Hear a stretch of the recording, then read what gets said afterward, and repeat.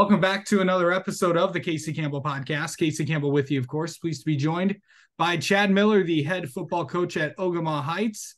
How's it going? It's going great. Love football. Love this time of year. Yeah, absolutely. Of course, games start.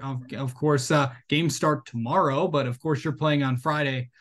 Just how have these weeks of practice been going and getting ready for the first game against Gladwin?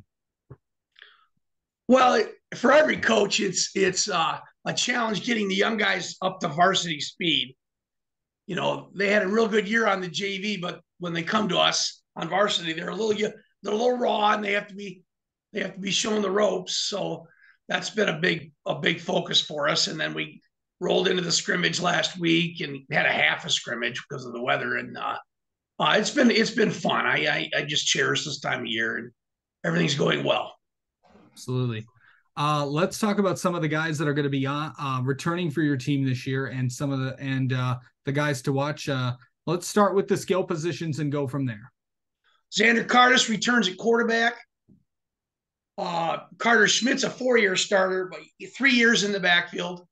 He starts at ILB too. And then Robbie Hawk is a junior. He started last year as a soph.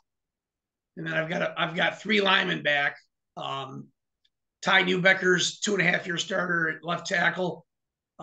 Andrew Christner's a 3-year starter, but just his second year at center. And then Mason Dunn's a returner at right guard. And Joey Box, a returner at right tackle. So we have 7. Jack Facting's a returner at H when we go to that formation. So we've got 7 or 8 starters back on offense. All right. Let's. What about on defense? Defense, well, we lost our D-line. They were very good. We've got, I had both the ends back. Christner's a 3-year starter. Robbie Hawk played the end, but we moved Robbie to corner. Xander's returner at safety. Both ILBs are 3-year starters at the ILB. Carter Schmidt and Jack Facting are 3-year returners at ILB. And so we've got 5-ish starters back on defense. Yeah. Special teams, are we good there? Yeah, our kicker returns. And with this kind of group, because not at Division V football, you always don't have 11 guys to find on kickoff team. But this year we have 14, 15 kids that we can plug in at most of the special team spots. So we're pretty deep there also.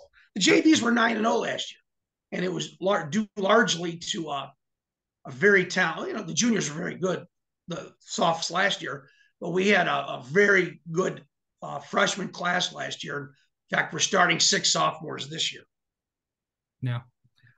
So really going into this first, well, let's talk about the overall schedule. So kind of of course, everyone knows, of course, starting off with the defending D5 state champion in Gladwin. What's it going to be like going up there and playing the Flying G's? Well, we have a very, very large degree of respect for them. They played 14 games, and that's great for their young guys. Any coach will tell you that. They'll be the biggest team we play all year.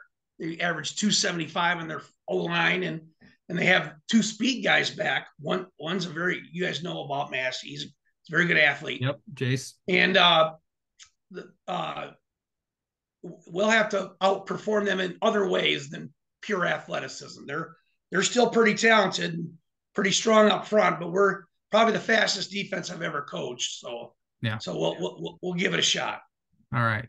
Well, I'll just read off the rest of the schedule. Of course, as I said, of course, you'll be traveling to Gladwin that first game, of course, the 25th.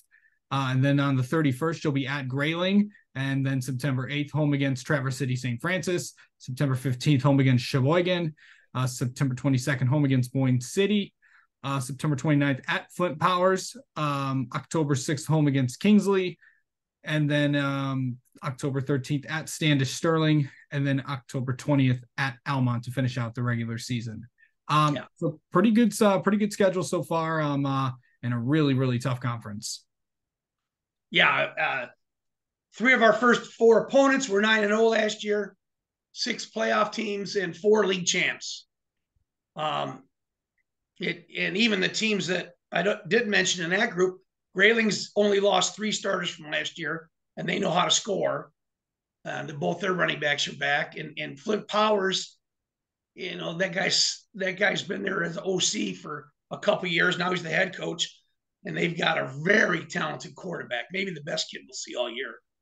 And Sheboygan's, we've been fortunate to beat him since I've been here, but the last couple of years come down to the last 10 seconds of the game. So it's a challenge. It's a big schedule. Yeah, it is.